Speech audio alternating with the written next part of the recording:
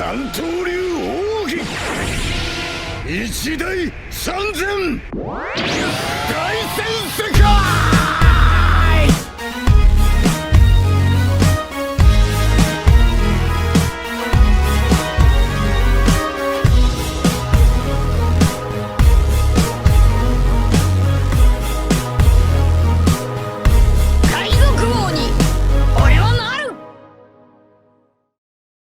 Hey, bonjour à tous, ici le seul unique Ryo Sensei, j'espère que vous allez bien. Aujourd'hui on parle d'une technique qui risque de choquer le monde entier à l'avenir. L'ultime technique de Zoro, le second de l'équipage des Mugiwara. Dans cette vidéo, on va en parler en détail, et on va parler de ce qui va pousser Zoro à l'utiliser, ainsi que ce qu'il va se passer une fois qu'il l'aura utilisé. Pour me soutenir, n'oubliez pas le pouce bleu sous la vidéo, et si vous êtes intéressé par de bons vêtements One Piece, moins 10% avec le code Mugiwara dans mon Monkey D Store, dont le lien est en description. C'est parti.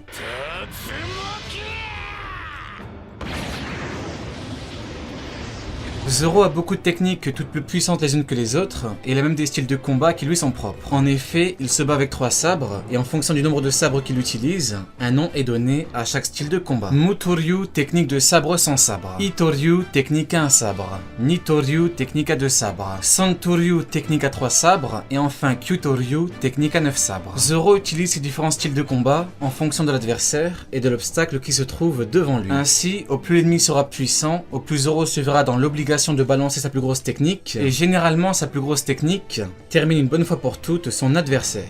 いいかい？世の中にはね、何も切らないことができる剣士がいるんだ。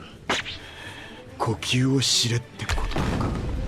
Sur Alabasta contre Mr. One, Zoro balançait une toute nouvelle technique à un sabre, et ce qui est assez intéressant, c'est qu'il est parvenu à trancher de l'acier. A l'époque, on a eu droit à un mini flashback avec son maître, qui lui avait dit qu'avec une certaine maîtrise, nous pouvons tout trancher. Nous ne le savions pas encore, mais il s'agissait en réalité du haki. En effet, Zoro a utilisé son haki de l'armement afin de passer outre la grande résistance en métal de Mr. One. Ce qui est assez intéressant, c'est que Mr. One sera impressionné par l'exploit, et surtout qu'il lui dira que la prochaine étape est la découpe du diamant. Ces mots sont tout sauf anodins, parce qu'il s'agit ici de l'ultime but à atteindre pour Zoro en termes de power-up en découpe, le diamant.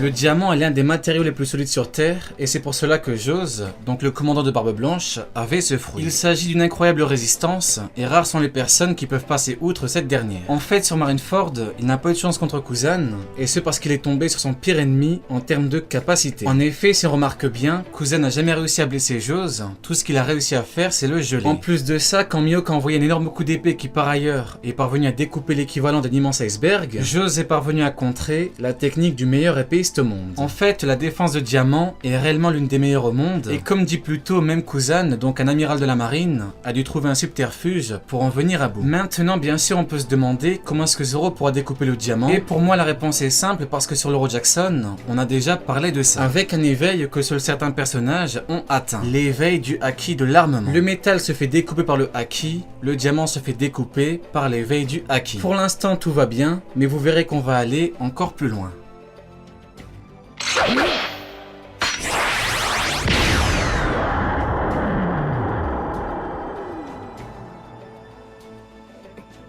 Dans le Nouveau Monde, Zoro n'a jamais réellement été mis en difficulté, mis à part lorsqu'il s'est retrouvé contre Isho Fujitora, parce que lors de leur échange, on pouvait voir que Zoro n'aurait jamais réussi à prendre l'avantage. C'est tout à fait normal, Isho Fujitora est un amiral, et à cette époque, Zoro était loin de ce niveau. Si on regarde Luffy et Zoro, qui sont les deux plus puissants membres de l'équipage des Mugiwara, on remarque qu'ils ont leur puissance grâce à des choses différentes. Luffy est un combattant corporel, et Zoro est un combattant épéiste. Jusqu'ici tout va bien, mais ça va encore plus loin, parce qu'on sait que Luffy a mangé un fruit démoniaque. À force de victoire et d'entraînement, Luffy parvient donc à devenir de plus en plus puissant et à maîtriser de bien meilleures techniques. Le One Piece Bye, c'est que Zoro n'a quant à lui pas mangé de fruits démoniaques, alors que mine de rien, il n'y a pas non plus une gigantesque différence de niveau. Ici, bien sûr, on peut se demander pourquoi, et la réponse est simple. À défaut d'avoir mangé un fruit démoniaque, Zoro utilise des lames démoniaques. Ici, vous me direz oui, très bien, Zoro a des lames démoniaques, et alors? Eh bien, ce qu'il faut savoir, c'est que dans One Piece, les lames démoniaques ne sont pas seulement synonymes de lames puissantes, et ce parce que ça va plus loin que ça. Ça va va plus loin parce qu'en fait, en fonction de la volonté et de la puissance des épéistes, les lames démoniaques permettent d'avoir des pouvoirs démoniaques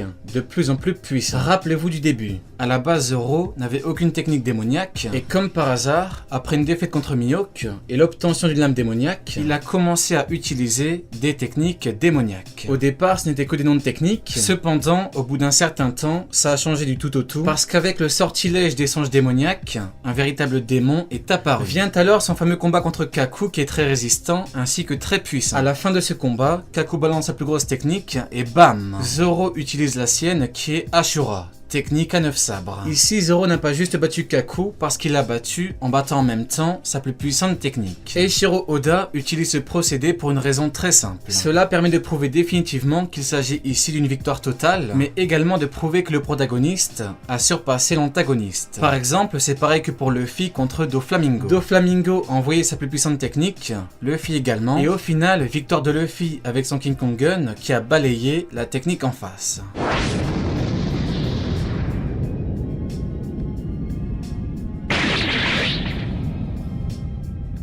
Ashura Ichibugen. Avec Ashura, Zoro atteint une véritable puissance démoniaque, ainsi qu'une apparence démoniaque. Le temps de la technique, il est passé d'homme avec une tête et 2 bras à homme avec 3 têtes et 6 bras. Cette technique paraît juste puissante et classe, mais en fait ça va au-delà de ça. Ça va au-delà de ça parce qu'avec Ashura, Zoro a purement et simplement multiplié ses lames qui sont censées être uniques au monde. En fait, le One Piece Buy c'est que le démon Ashura est tellement puissant qu'il permet la multiplication des lames, ainsi que l'attaque avec la puissance combinée de toutes ces lames. La puissance de Zoro a donc été multipliée par 3 et ce tout en utilisant la puissance du démon Ashura. Ashura c'est pour les Asuras qui sont les démons de l'hindouisme et ce qu'il faut savoir c'est que dans l'hindouisme, Enma est le gardien des enfers. Enma est comme par hasard la nouvelle lame de Zoro. Qu'est-ce que cela veut dire? Eh bien c'est simple. Le prochain démon que Zoro utilisera sera encore beaucoup plus puissant, par conséquent il permettra une bien meilleure multiplication.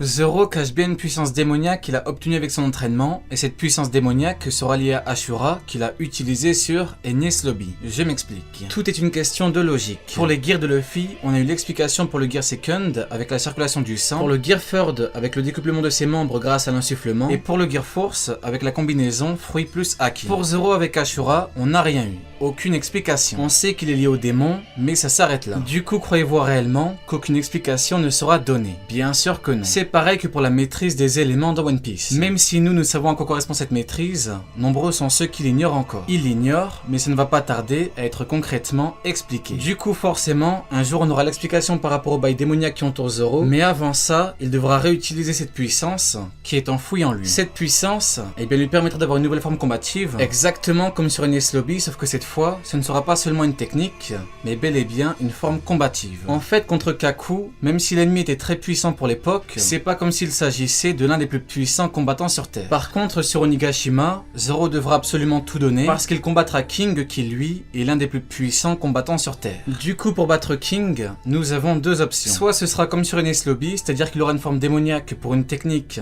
histoire de le battre en un coup, soit Zoro gardera cette forme, histoire de combattre réellement, sans ne lâcher qu'une seule et unique technique. La logique voudrait que la puissance de King le poussera à utiliser une forme démoniaque pour combattre, mais on n'est pas à l'abri de la première option, parce qu'il est possible qu'il ne maîtrise pas encore concrètement sa nouvelle forme. Maintenant, par rapport au diamant, ça dépendra de qui ce que Zoro devra battre pour la découpe du diamant. Logiquement, Zoro fera ça que grâce à l'éveil du Haki de l'armement, mais le One Piece Buy c'est qu'il est possible qu'il combatte quelqu'un d'encore plus puissant que King. Ici, l'éveil du Haki peut suffire, mais comme pour Kaku pré-ellipse et King post-ellipse, Zoro devra normalement utiliser une technique démoniaque encore supérieure afin de gagner.